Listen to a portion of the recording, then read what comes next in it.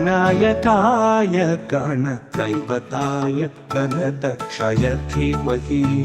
गुणशरीराय गुणमण्डिताय गुणेशाय धीमहि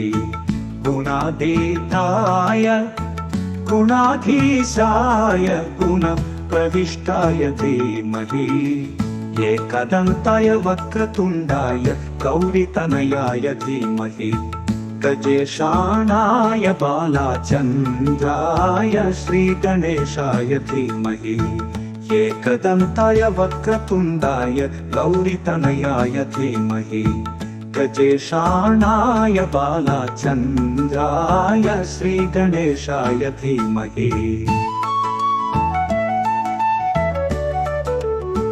गानचतुराय गानप्राणाय गानान्तरात्मने गानौचुकाय गानमत्ताय गानौचुकमनसे गुरुपूजिताय गुरुदैवताय गुरुकुलत्वायिने गुरुविक्रमाय गुह्यप्रवराय गुरवे गुणगुरवे गुरुदैत्यकलक्षेत्रे गुरुधर्मसदाराध्याय गुरुपुत्रपरित्रात्रे गुरुपाखण्डकण्डकाय गीतसाराय गीततत्त्वाय गीतगोत्राय धीमहि गूढकुल्पाय कण्ठमत्ताय गोजयप्रदाय धीमहि गुणातीताय गुणाधीशाय गुणप्रविष्टाय धीमहि एकदन्ताय वक्रतुण्डाय गौरीतनयाय धीमहि गजेशानाय बालाचन्द्राय श्रीगणेशाय धीमहि एकदन्ताय वक्रतुण्डाय गौरीतनयाय धीमहि गजेशानाय बालाचन्द्राय श्रीगणेशाय धीमहि गन्धर्वराजाय गन्धाय गन्धर्वगानशौर्यप्रणयिने गाढ अनुरागाय गन्धाय गीताय गन्धार्थतन्मये तुरिलेये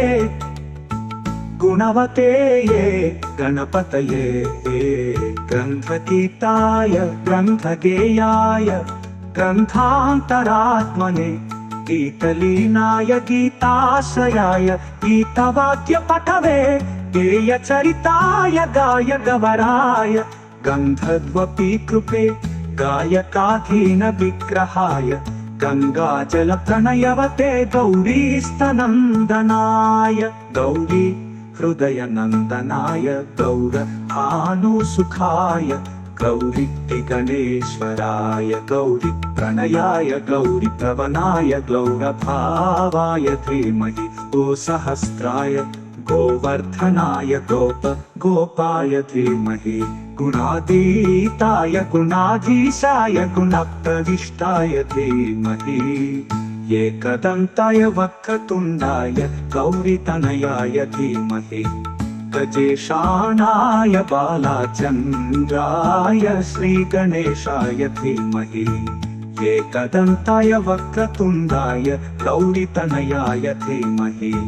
गजेशानाय बालाचन्द्राय श्रीगणेशाय धीमहि।